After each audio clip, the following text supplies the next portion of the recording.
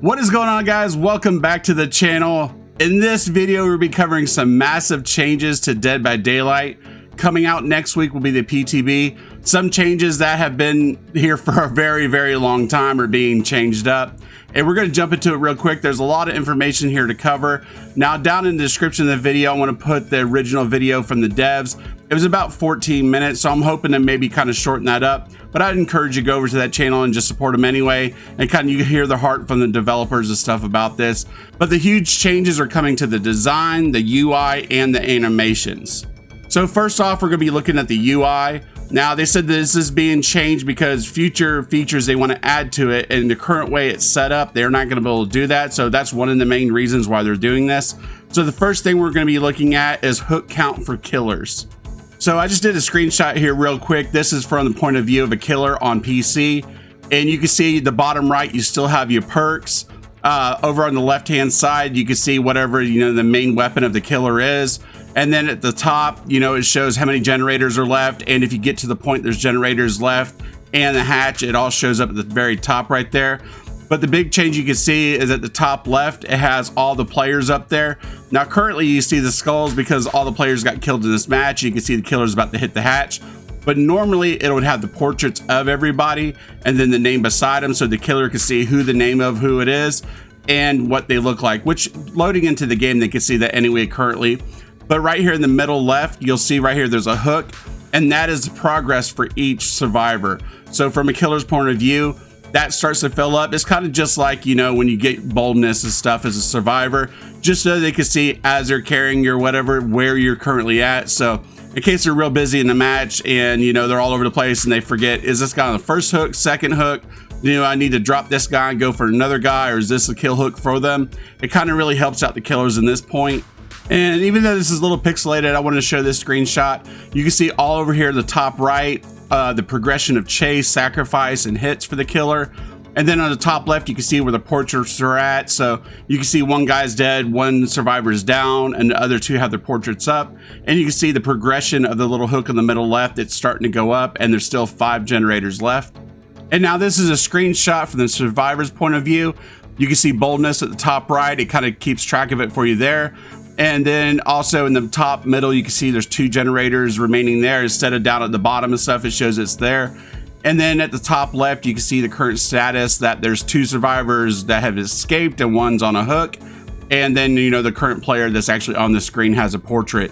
Also, if you look right beside their names, there's little pips, kind of like on the ranking system. Between ranks, you'd have to gain those. And that'll show you to be able to see what other survivors, how many hooks they're on. So at the bottom, you can see for Dwight, it's lit up as 1. And then, of course, the second one will light up on 2. So that kind of helps you kind of know where your team's at. And maybe even yourself, if you're not remembering, what I need to do with some of your perks you're currently using and whether or not you're going to be on that death hook. So, and then at the bottom left, it shows you whatever device that you brought in, whether it's a flashlight, toolbox, whatever it is as well. And finally, for the UI, they're going to also make it now to where the UI and your menu scale can be changed manually to where it's not going to be determined no more by your screen resolution. So that's kind of really cool. So if you do want a really small UI and screen, you can control that yourself, and vice versa depending on your screen size. So that's actually pretty cool. I really like that they're doing that. So now we're going to take a look at some of the game design changes that are coming. And there is reworks for the clown. We know that was teased a while back, and that is official now. Now, the purple bottles will stay exactly the same for the clown. The only thing is different is there's going to be an option to throw a yellow bottle. So the purple bottles would affect the survivors, make them cough, slow them down. Get the screen crazy to where you can't even see where you're going. Now, the yellow bottles, when you throw them until it activates, at first it doesn't do anything and then it turns yellow. Now, if the survivors go into that, they get extra movement speed. So what you could do with this is that the purple bottles, you could stop them from going places, and the yellow bottles, you can encourage them going places. So if you want to kind of just, back them into a corner or kind of loop them into a way you can catch them, you can, tell them not to go this way with the purple.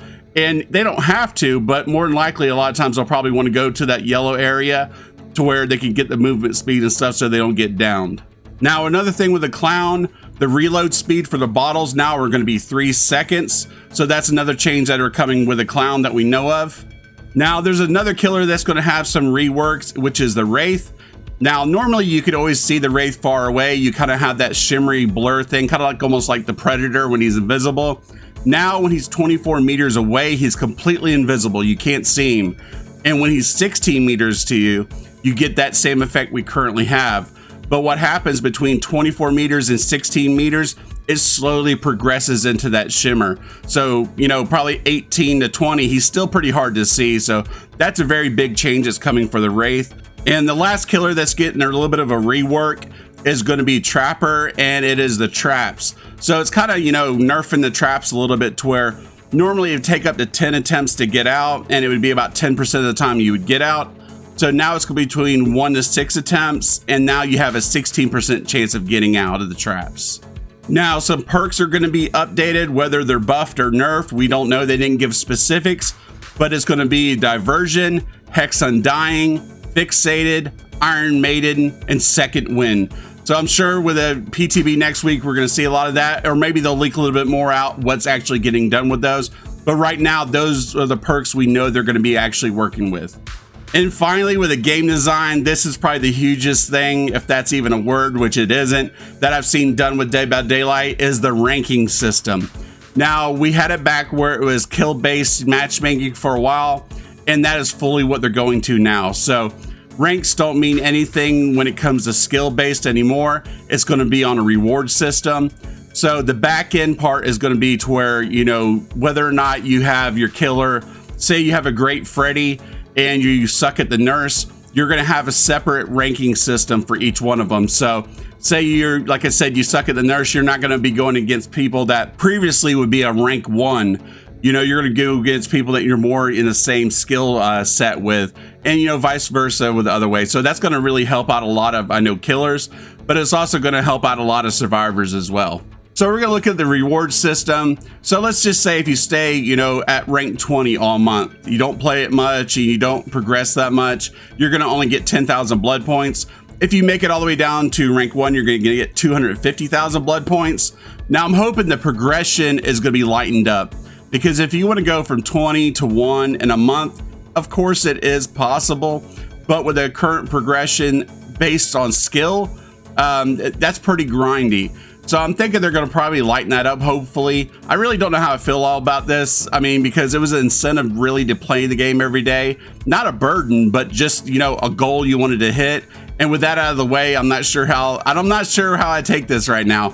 But if it is, I mean, 250,000 blood points really isn't that much. And it's not, I mean, I'm not going to really try to grind anything out for only that. I mean, you could get 4 or 5 good killer matches and, you know, you could hit that easily. So it's not that big of an incentive if it is real grindy. And finally, we're going to look at the animations, what they call locomotion. So they're going to be updating the idle of every character, the run, the walk, the crouch, injured state, the transitions of moving around, crawling, and your recover state. Now, they said gameplay will stay exactly the same. Same thing with interactions. So any interactions with lockers or totems, they all will still the same. They said also too, you should get the same satisfaction out of teabagging. They have adjusted it a little bit, but they said it should still give you that satisfaction of teabagging the killer. And then also too, I know a lot of people enjoy doing this. They did show some footage of you still doing a moonwalk. I'm not sure, you know, to what degree, how easy it'll still be, but they did show some footage that showed it was still possible.